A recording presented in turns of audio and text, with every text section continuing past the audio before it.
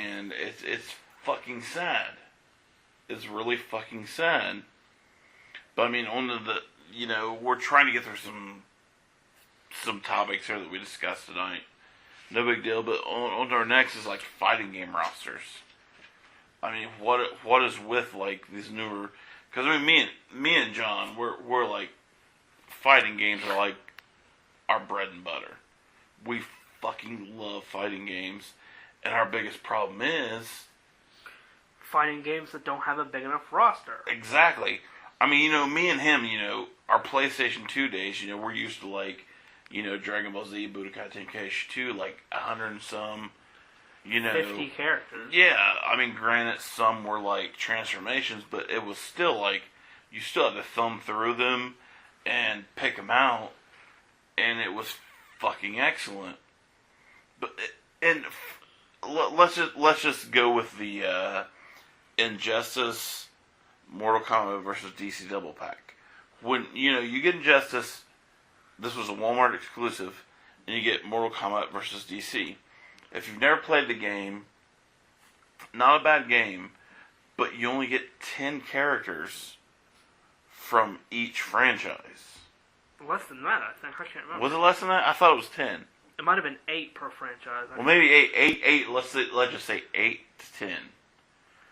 And with franchises that huge, that's kind of sad. It's pretty piss poor. Especially as this is Mortal Kombat, you could literally put every Mortal Kombat character in the roster, and then every DC character, at least all the really super well-known ones. I mean, we'll put the roster up here. But for right now, we think it's maybe 8 to 10 because we haven't played it for a while, just because we're that pissed about it. But I do love the whole DLC, being able to add new characters as long as it's not on disc DLC. Yeah. If it's something that, I actually bought, but then I have to pay more for, it kind of pisses me off. But if I buy a disc and they add just like patches that give me new characters, I'm fine with that. But, I mean, come on. Capcom really screwed people over with Street Fighter 4 in that regard. Yeah. Well, that's like Marvel vs. Capcom. Marvel vs. Capcom 2 had like a great fucking array of characters. Marvel vs. Capcom 3 also had a great array of characters, but they took away some of the characters from 2. It's like they took away certain characters that were like not as well known or well used. But there's some of the ones I love the most. I mean, I'm glad they put Dante on there from Devil May Cry. But they took away Mega Man. They replaced him with Zero. Yeah. Fuck that. Well, I mean, I don't have a problem with Zero, but I like Mega Man better. Yeah, I don't have a problem with Zero, but you cannot replace fucking the Blue Bomber. Was Roland in MVC3? Dude, I have them all, so I have no fucking clue. I just know that they took away, like, especially a lot of, like, the obscure ones. Yeah. They're just gone. Like the cactus guy from 2, or that swordsman who would somehow, like, pop out and start rubbing his butt with a towel or something. Oh, that was badass.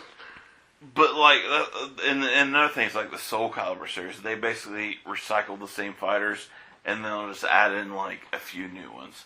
Like, during the Xbox, GameCube, PS2 era, they had Spawn, Heihachi, and Link, and then the 360 era, they had Darth Vader, Starkiller, and Yoda. And who knows what they'll have for this era. But... Well, they did release a new one. They have Ezio from Assassin's Creed. Seriously? Yeah. I haven't played it yet. I'm going to buy that. But, moving on, we're talking about zombie video games and movies. Basically what we mean by this is, we're sort of at that point where we have certain rules for zombies in movies and certain rules for zombies in games. We kind of don't want the rules to be broken, but with some it's more lenient than others. Like, how about you explain this? Zombies in games. I mean, I understand it's a video game, and You need to create challenge. you know, it's challenging. You know, you need to have like the tanks and the witches like from Left 4 Dead, Or the hunters and the lickers. And the hunters and lickers from Resident Evil, or even Nemesis. Stars. Which scared the fuck out of me every time I heard it. But with movies, it's like let's get into real world shit. I understand like if John's a zombie and he bites me and I fall over dead and I rise again, there's a set amount of time before rigor mortis sets into my body that I will actually be moving slow. Before that set amount of time, I can move normal. But once rigor mortis sets in, I should move like a corpse. Science!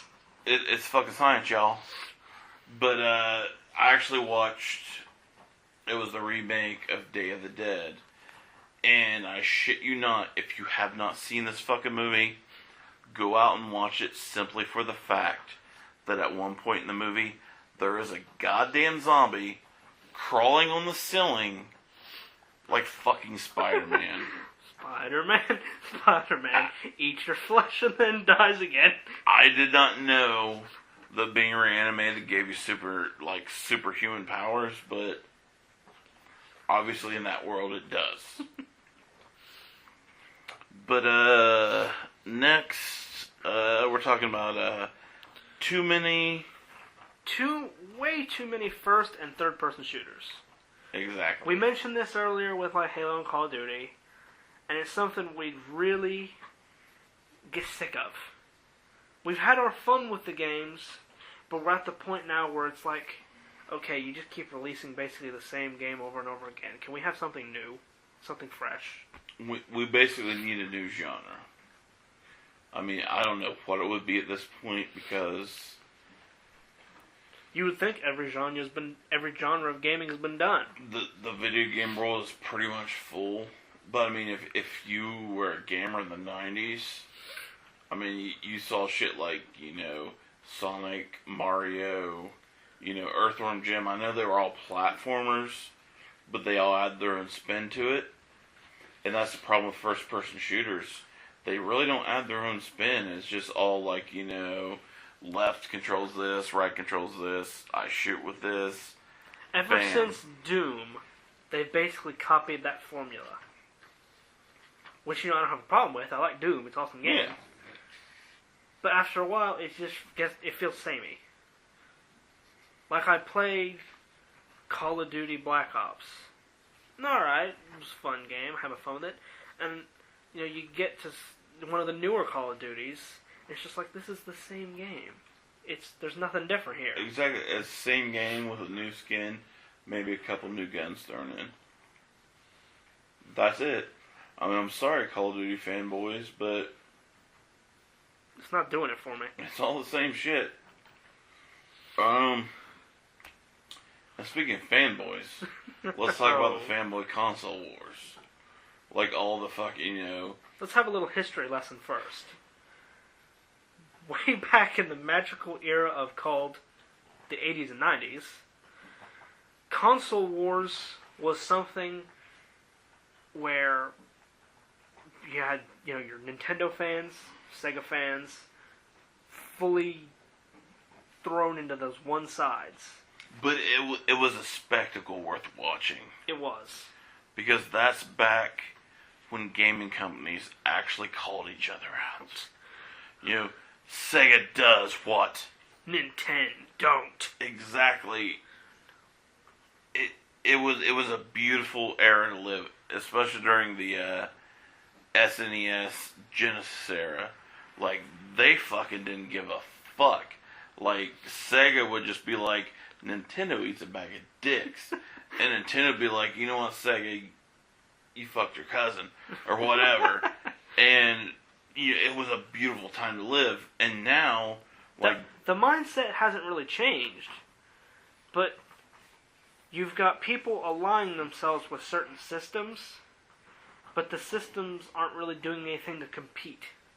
Like, if you have ever been on a video game forum of any kind, and you're not disgusted by it, I feel sorry for you.